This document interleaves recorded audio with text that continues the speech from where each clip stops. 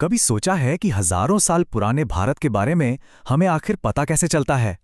आज हम एक तरह की ऐतिहासिक जासूसी करने वाले हैं। उन सुरागों की पड़ताल करेंगे जो अतीत के राज खोलते हैं। ये सफर बहुत दिलचस्प होने वाला है, तो चलिए शुरू करते हैं।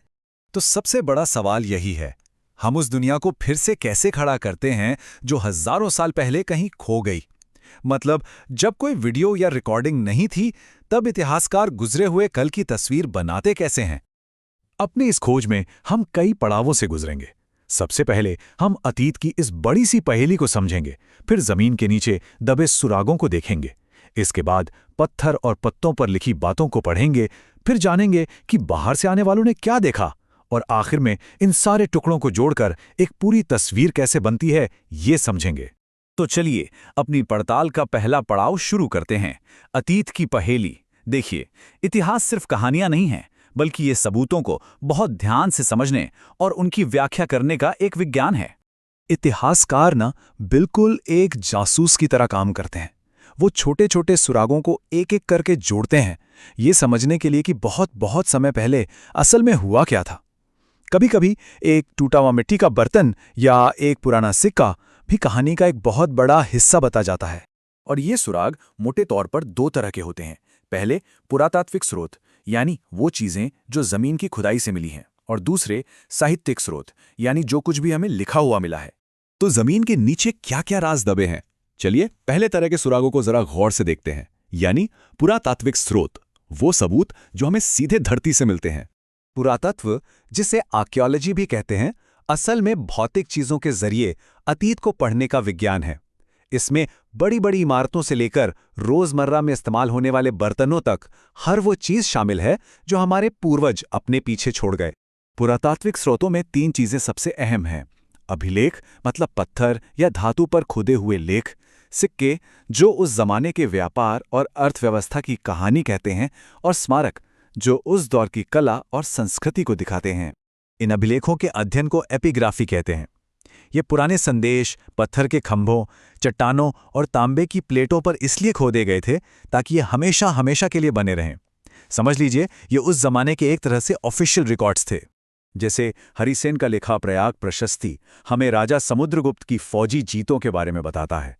वहीं रवि कीर्ति का ऐहोल अभिलेख राजा पुलकेशिन द्वितीय की कामयाबियों का बखान करता है।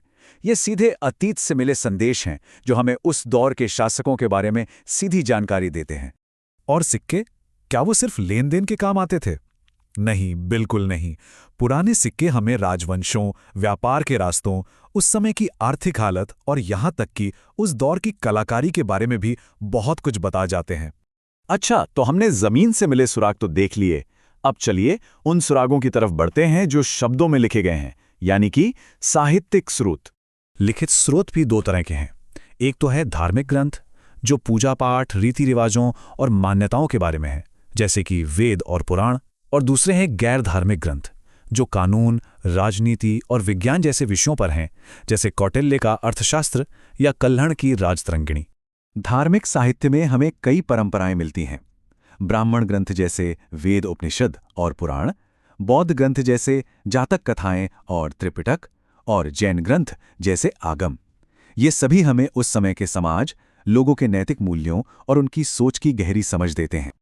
और जब बात गैर धार्मिक ग्रंथों की आती है, तो कौटिल्य का अर्थशास्त्र वो सिर्फ एक किताब नहीं है, बल्कि ये 2000 साल से भी ज्यादा पुराना एक डिटेल्ड मैनुअल है कि राज कैसे चलाना है, आर्थिक नीतियां कैसी हों और युद्ध की रणनीति क्या हो। ये दिखाता है कि उस समय का ज्ञान कितना गहरा था। लेकिन सोचिए, जब कोई बाहर से हमारी दुनिया को देखता है तो उसे क्या दिखता है? यहीं पर विदेशी यात्रियों के लिखे हुए विवरण एक बहुत ही जरूरी सुराग बन जाते हैं, क्योंकि उनकी नज़र अक्सर उन चीज़ों पर पड़ती है जिन पर शायद स्थानीय लोगों का ध्यान भी ना जाए। प्राचीन भारत में आने वाले विदेशी यात्रियों, व्यापारियों और राजदूतों के लिखे हुए लेख हमें उस समय के समाज पर एक अनमोल बाहरी नजरिया देते हैं। ये हमें एक ऐसी खिड़की देते हैं जिससे हम देख सकते हैं कि दूसरों की नज़र में प्राचीन भारत कैसा था। और ये कोई नई बात नहीं थी। सदियों से लोग भारत आते रहे, यूनान के मेगस्थनीज से लेकर चीन के फाहियान और हिवेनसांग तक, और अरब से आए अल बिरूनी जैसे यात्री सब यहाँ आए और उन्होंने यहाँ के बारे में लिखा। जैसे मेगस्थनीज ने अपनी किताब इंडिका में मौर्य साम्राज्य की शानो शौकत के बारे में लिखा। ह्वेनसांग ने सी यू की में अपनी लंबी और मुश्किल यात्रा का पूरा ब्यौरा दिया, और अलबरूनी की किताबुल हिंद तो उस समय के भारतीय धर्म और दर्शन का मानो एक इंसाइक्लोपीडिया ही है।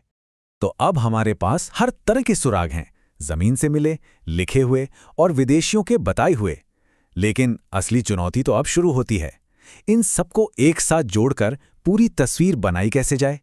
देखिए, एक इतिहासकार का असली हुनर सिर्फ कोई एक सुराग ढूंढ लेना नहीं है, बल्कि असली कौशल तो सबूतों के इन सारे अलग अलग धागों को एक साथ बुनकर एक ऐसी कहानी बनाने में है जो तर्कसंगत हो, जो समझ में आए। इसका एक पूरा प्रोसेस है। सबसे पहले जितने भी सुराग मौजूद हैं उन्हें इकट्ठा किया जाता है। फिर हर सुराग की दूसरे से तुलना होती है ताकि तथ्यों को परखा जा सके, और आखिर में एक ऐसी कहानी बनाई जाती है जिसमें सभी सबूतों का ध्यान रखा जाए और ये भी बताया जाए कि कहाँ-कहाँ जानकारी अभी भी अधूरी है। तो प्राचीन भारत के बारे में हमारी जो समझ है वो एक खूबसूरत मोज़ेक पेंटिंग की तरह है।